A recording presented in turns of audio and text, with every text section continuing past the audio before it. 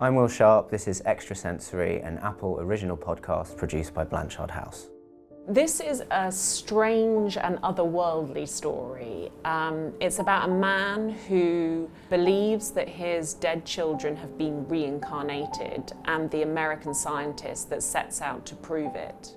The thing that really drew me to the story was the clashes of the two worlds. You've got this northern British 1950s family, the father's a milkman, and then you've got this American professor who comes over to study the family. And it's the clashes of those two worlds coming together around this central idea of whether they can prove that these children were reincarnated. For some people, this case becomes the closest thing that we have to proof that reincarnation is real and that there's something else after we die. What I found was that as the story evolved and developed, it became kind of increasingly surprising and fascinating, and so that to me felt like it would make, like a good podcast where your expectations are kind of being led one way and then suddenly there's like a completely new discovery that sends the story in a completely different direction. The scientist studies the family for over 20 years and he's looking for hard evidence that reincarnation is real. And it's a huge case and it's very famous and widely reported, and there's documentaries made about them. And then the family disappear.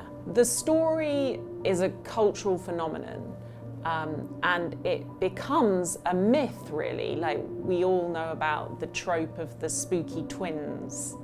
What we do in our story is find out what really happened and track down the family to uncover all the details about this famous but now forgotten story.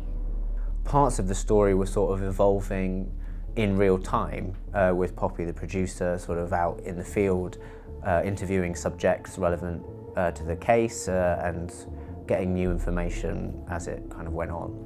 In our story, we go on this journey of looking at all the evidence that was gathered over decades into this family. We talk to the family, we track them down.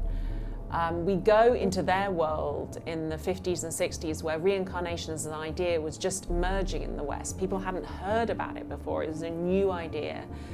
And we see it through their eyes, that these children didn't die, they were reborn, and for them, death was not the end. I mean, I think it just felt like a story that kind of continually surprised me as I read it, and there's kind of some humour within it, but also it goes to some quite kind of harrowing places, but all the while it's kind of feels like through this twisty-turny story is unpacking like various parts of kind of how we think and operate as human beings, and yeah, it was a new story to me, and I found it entertaining and fascinating. There's so much that's shocking and surprising in this story. One of the parts of the story that I love is that the American scientist, he sets up this experiment so that after he dies, he could perhaps prove from his grave that reincarnation is real, and I love this idea.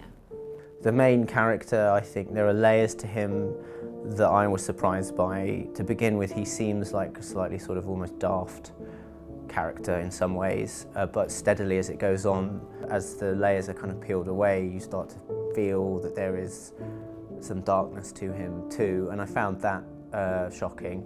It really takes you on a journey of what you think and challenges what you might believe. This is Extrasensory, an Apple original podcast produced by Blanchard House. Follow and listen on Apple Podcasts.